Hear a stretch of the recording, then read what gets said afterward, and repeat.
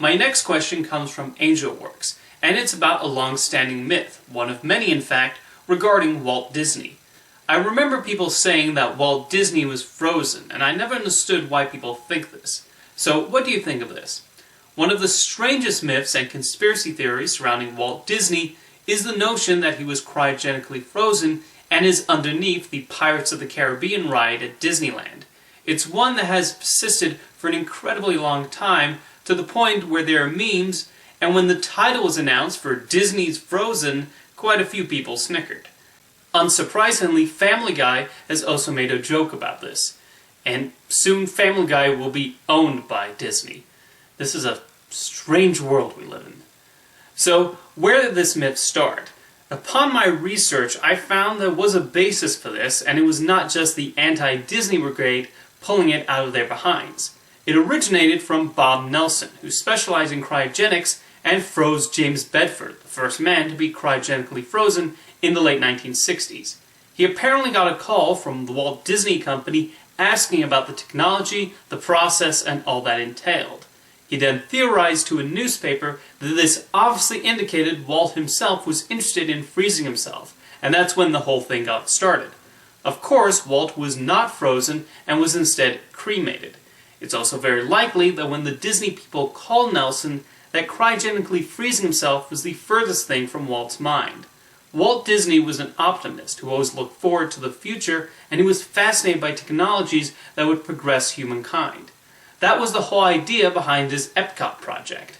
Near the end of his life, Walt Disney was really pushing to create a community that would have the brightest minds creating the finest in technology.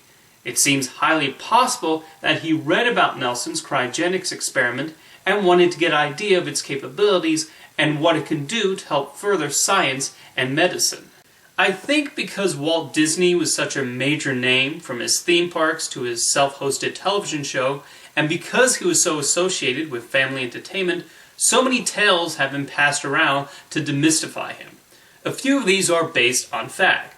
He was a heavy smoker, and his cough being heard from around the corner did alert his employees to stop slacking off and get back to work.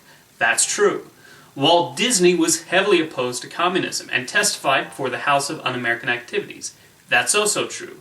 But the rumor that Walt Disney was racist and anti-Semitic is one that former employees like Floyd Norman and the Sherman brothers have widely disputed and has been proven to be false. And the same goes for this absurd Walt Disney is frozen theory. Even the whole hidden under Pirates of the Caribbean part of the story doesn't hold much water. I think if he had frozen himself, Walt Disney would have probably chosen a more logical location, don't you think? I'm going to be entirely honest here. I've never been into conspiracy theories. So many of them are based around assumptions and one's emotions and biases towards a certain subject. Me personally, I like to research and find the right sources and logically figure things out. Were Woodward and Bernstein's articles about Richard Nixon based on conspiracy theories?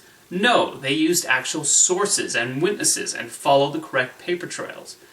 In our current social media-filled landscape, it feels like most people emotionally react to certain stories more than logically think it through and ask actual questions.